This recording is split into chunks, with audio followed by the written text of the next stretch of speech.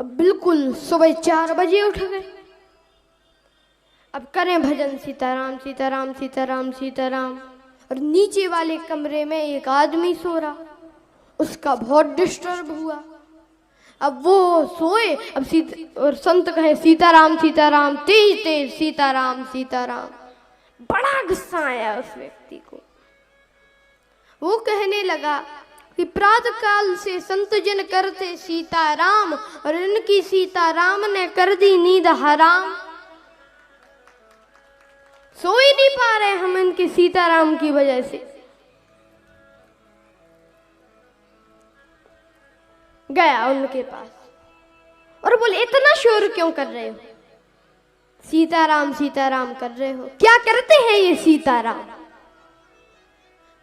तो वो बोला, वो संत जी बोले कि अरे देखो भाई, भगवान हमारा पालन पोषण करते हैं, वस्त्र अन्न जल सब कुछ देते हैं।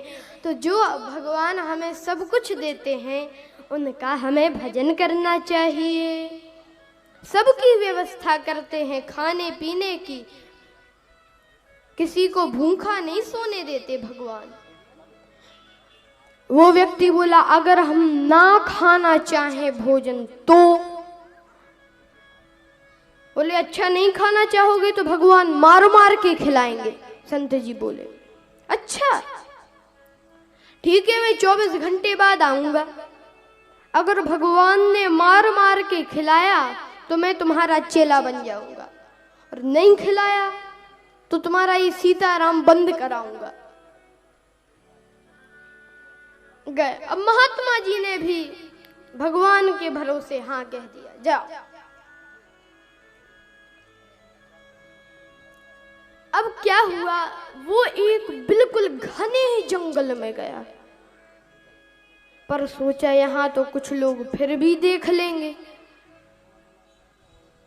तो एक बड़ा घना वट वृक्ष का पेड़ था, उस पे चढ़ गया और पत्तों पे छिप गया कि अब कौन यहाँ पे हमें भोजन कराता है, देखते हैं। अब इतने में एक, अब देखिए वो सुबह 5 बजे से पेड़ पे बैठा, 9 बज गए। अब इतने में एक बंजारों की टोली आई। उन्होंने इतने घने बट वृक्ष की छाया देखी तो अपना सब कुछ पेपर में पर बिछाया और अपना भोजन लगा लिया, पूड़ी दाल रोटी सब कुछ लगा लिया, सजा लिया और भोजन करने ही वाले थे। इतने में हल्ला मचा कि डाकू आ गए, डाकू आ गए, डाकू आ गए। अब उन सब ने जो खा पाया तो खा पाया, अपनी जान बचाकर भागे।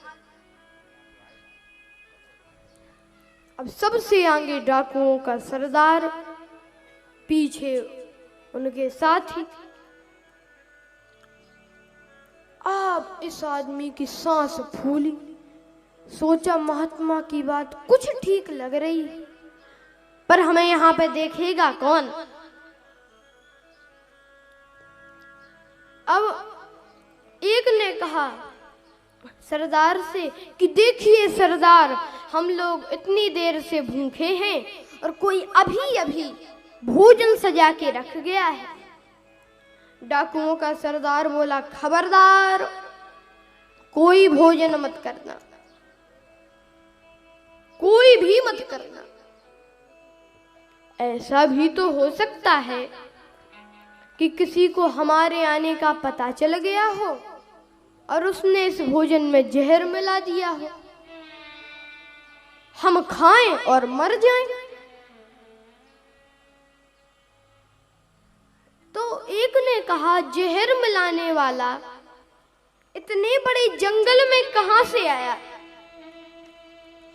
तब डाकुओं के सरदार ने कहा ढूंढो, यहीं कहीं होगा, छिपा होगा। अब सब लोग ढूंढे।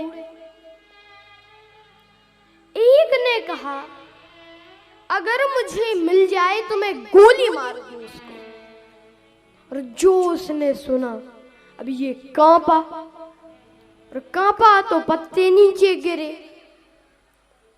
तो एक ने कहा हाँ मिल गया सरदार, मिल गया, वो इसी ने जहर मिलाया होगा, गोली मार दो उसको। तो वो बोला गोली मत मारो, सुनी बोली सभी तो भरी, गोली मत मारो सुनी बोली सभी तो भरी, आकर तुम्हारा सब हुक्म बजाऊंगा। डाकुओं का सरदार बोला पहले नीचे उतर। बोला जहां भी चलोगे सामान ले चलूंगा संग, जितना बन सकेगा वजन सिर पे उठाऊंगा। डाकुओं का सरदार बोला सेवा बाद में करना, पहले नीचे उतर। उतरा नीचे। डाकुओं का सरदार बोला कि रोटी खा।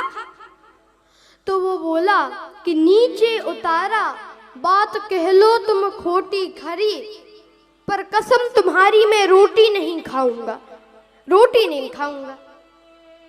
तो डाकुओं का सरदार बड़ा नाराज हुआ। होकर नाराज तब दस्यु सरदार बोला आज तुझे रोटी मार मार के खिलाऊंगा, खा। और 2 बैत लगाए इसमें, अब पिटता क्या नहीं करता, खानी पड़ी रोटी। अब डाकुओं के सरदार ने देखा कि अरे ये तो मरा ही नहीं। तो वो व्यक्ति बोला मैं पूरी बात बताता हूँ। पूरी बात बताई कि मैंने कहा था देखते हैं भगवान कैसे मार मार के खिलाते हैं, और उन्हें खिला भी दिया मार मार के मुझे। और जो ये सुना डाकुओं के सरदार ने, उसका तो दिल बदल गया, वो भगवान का भक्त हो गया। ये पूज्य राजेश्वरानंद जी महाराज का सुंदर भाव है। तो वह व्यक्ति